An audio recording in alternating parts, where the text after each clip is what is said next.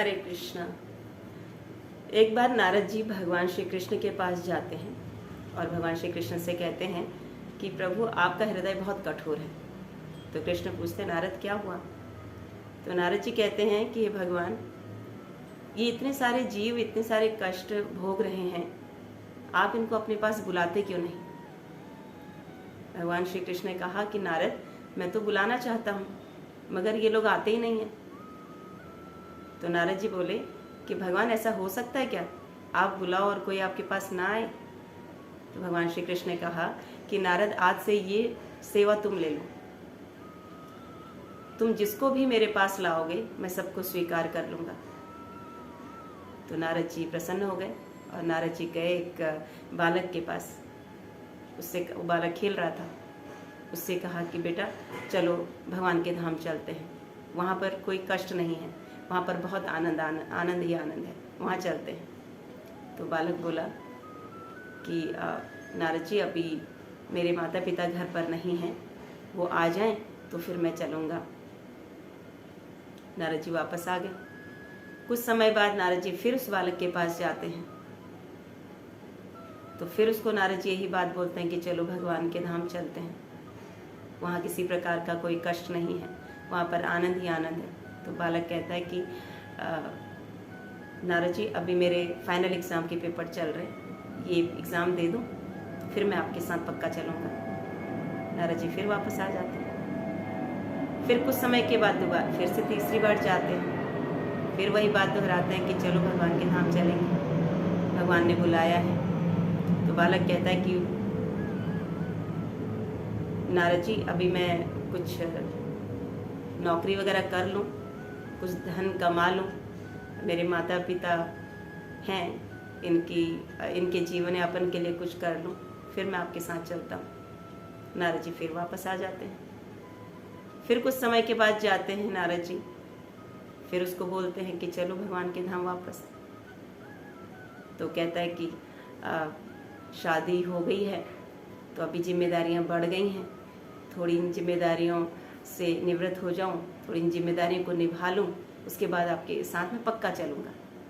नारद जी फिर वापस आते हैं। कुछ समय के बाद फिर जाते हैं।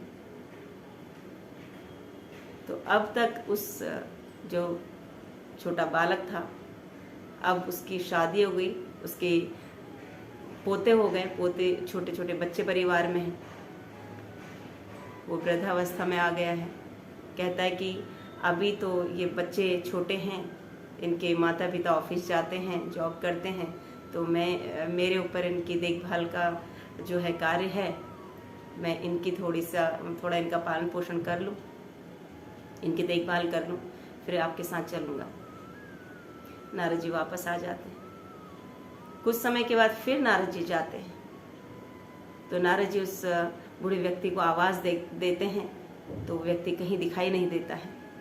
इतनी देर में एक कुत्ता निकल कर आता है। तो नारद जी पहचान जाते हैं कि ये जो कुत्ता है ये वही वृद्ध व्यक्ति है।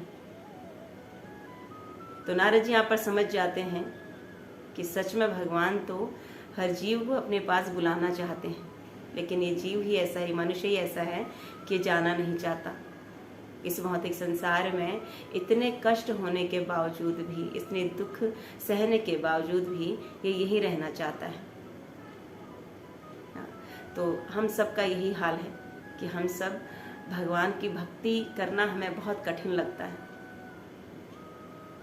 अगर किसी को बोले कि भक्ति कर लीजिए, भक्ति कर लो, नाम जप कर लो, तो उनको लगता है बहुत मुश्किल है भक्ति करना।